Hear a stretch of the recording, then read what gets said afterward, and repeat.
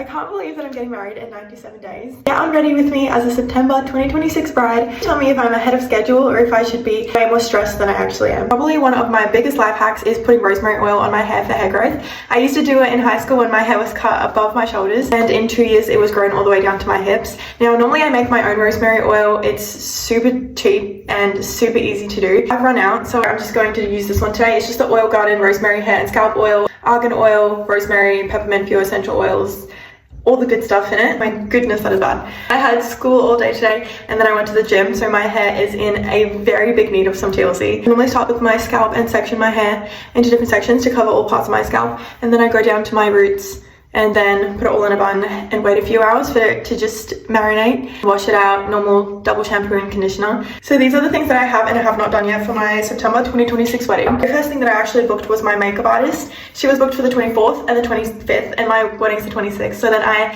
hired her as fast as I possibly could. I think every single girl that knows that she's about to get engaged has done some sort of researching. I'm especially that type of girl that has had my whole wedding planned out since I was 16. So I knew exactly what makeup artists I liked, and then as soon as Jesse proposed, I just emailed all the vendors that I knew that I wanted and booked them as fast as I possibly could. I have a 12-month engagement, which I think is the perfect sweet spot for an engagement that's not too long. We've already been dating for 5 years, so we didn't want a long engagement. I was not being overly stressed and concerned for things that are booked out years in advance. Every single one of the vendors that I wanted, I was able to book with my wedding being 12 months after my engagement, if that makes sense. The next thing that we booked was our venue. So our venue is a little unconventional. It's not like a normal wedding venue, it's just the land. It's just the land. It's a lot cheaper than all the other wedding venues that we looked at, but it definitely evens out because we then had to hire every other thing on top of it to then make it a wedding venue, if that makes sense. For example, we had to book the reception chairs, the ceremony chairs,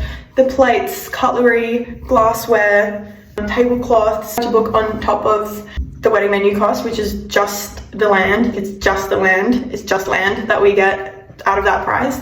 It does also come with accommodation, but it's additional price for the accommodation. So the bridal party will be staying there the 2 nights before the wedding, and then friends and family will be allowed to stay at the accommodation the night of the wedding, so that they don't have to, you know, leave early or rush home or worry about driving late at night. They can just stay on the property, which is one of the reasons why we chose it, because Jesse's family is coming from New Zealand and Queensland, so we didn't want them to worry about flights, and then on top of flights, accommodation near where Jesse lives to hang out for the week before the wedding, and then also get accommodation near the wedding venue. So it was a very big factor in why we chose this wedding venue, because I had a lot of accommodation for a lot of people to easily stay there before the wedding and then also the night of the wedding.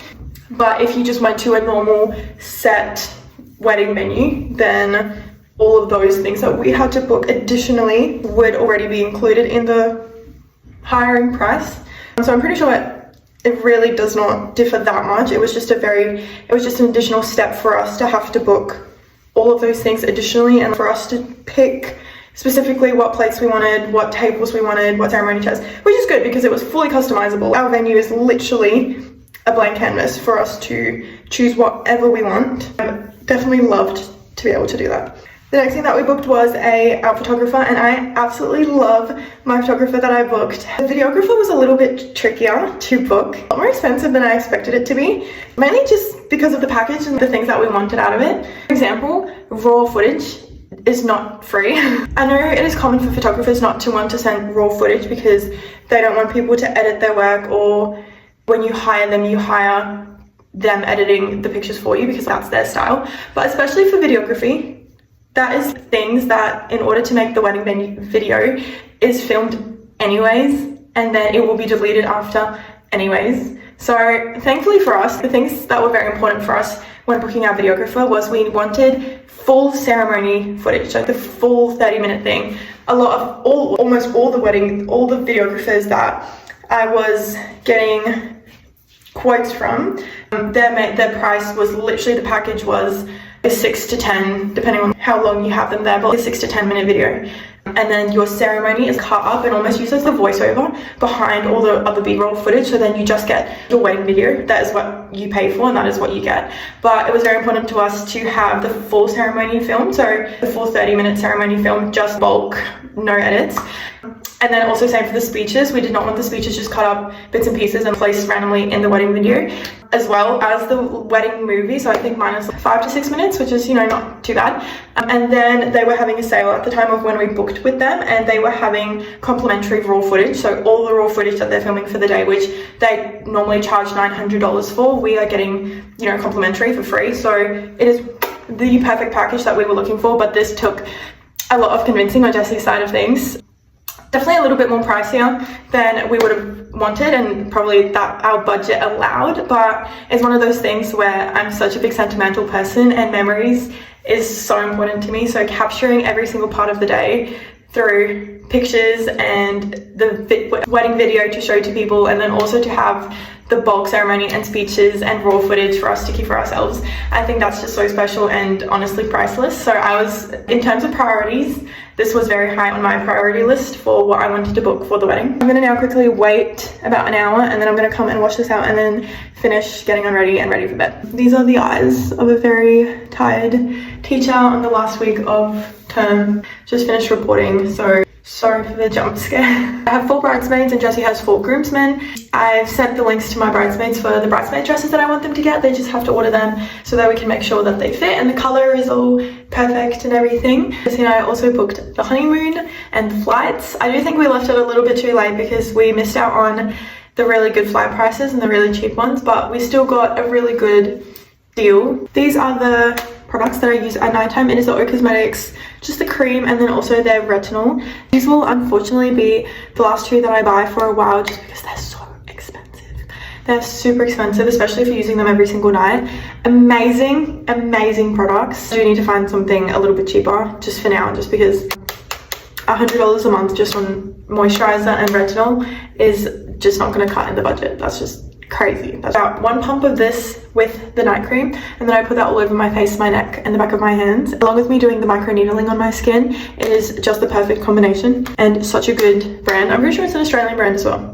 I'm pretty sure. We sorted out music and catering as well for the day, and then I finally got the dress of my dreams. I always knew how I wanted my dress to look, but I was just never sure about the silhouette, whether I wanted a big ball gown or an A-line or a mermaid or a fitted, any of those. But my dress is, I'm so excited for it. I'm so excited for my wedding dress. I'm way too open about it, to be honest. Anybody that asks to see my dress, I'll just show them, because I just want people to be involved in the process with me. I feel a lot of people say that wedding planning is very lonely, and I think it definitely can be if you make it very secretive. From my experience, I feel the more you let people into the process, because everybody's just excited for you. And I know Jesse has not seen anything. He has not seen my dress. He doesn't even know what hair I'm having. He just knows what my wedding shoes look. That's the only thing he knows about how I will look on the day. So it's a massive surprise for him.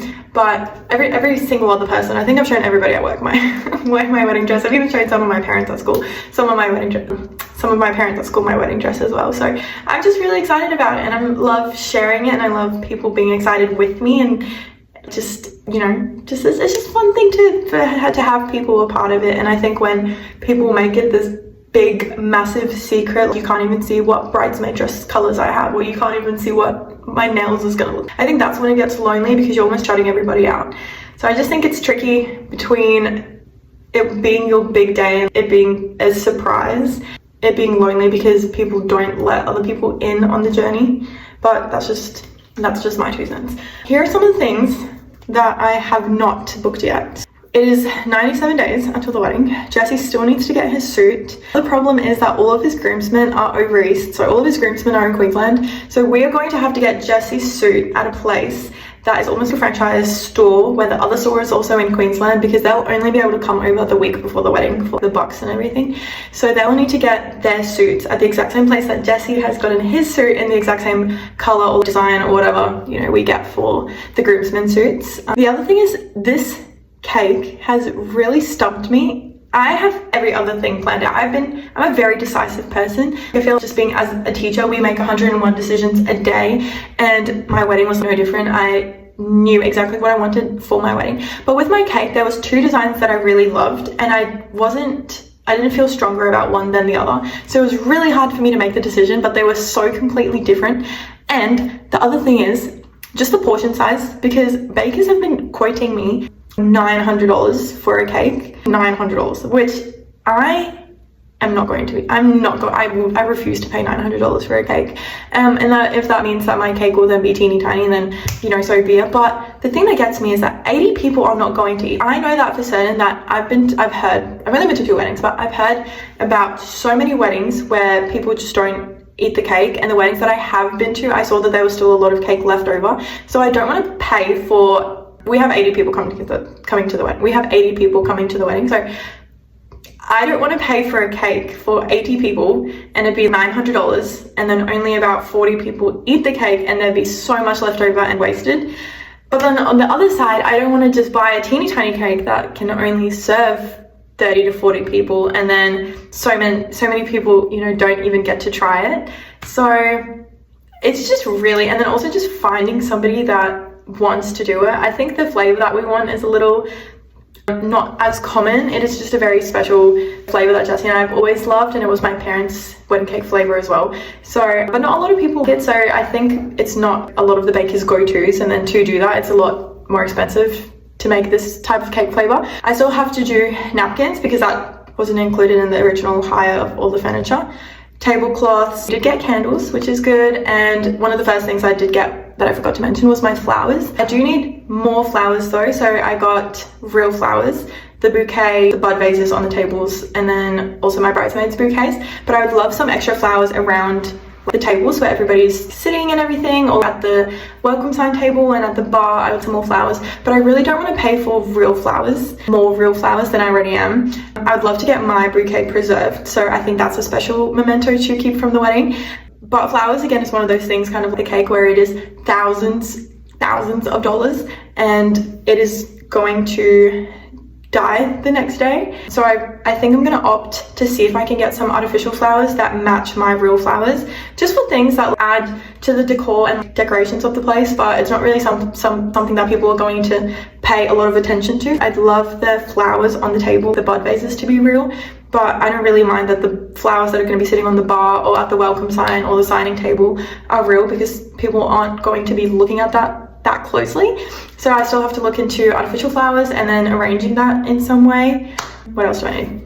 I still need to make the menus, the seating chart, the welcome sign, and then find a signing table. We have the reception tables where people will be sitting, but we don't have a signing table. I don't have cute little decor things. I'd love some of the fans and umbrellas that is everywhere at every other person's wedding, but I'd love things like that, just to personalize it a little bit. The welcome sign, I need a seating chart, the menus, the place cards, I don't have that yet. So all of the DIY things I'm gonna have to do in the upcoming holidays. So as a teacher, my whole wedding planning is just revolved around the school holidays.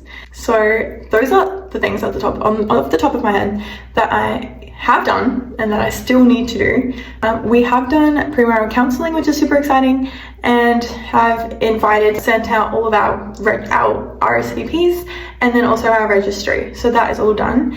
And I have sent invitations out to my bachelorette, which my sister is planning for me, and then I still need to organize my bridal shower, and Jesse needs to figure out his box.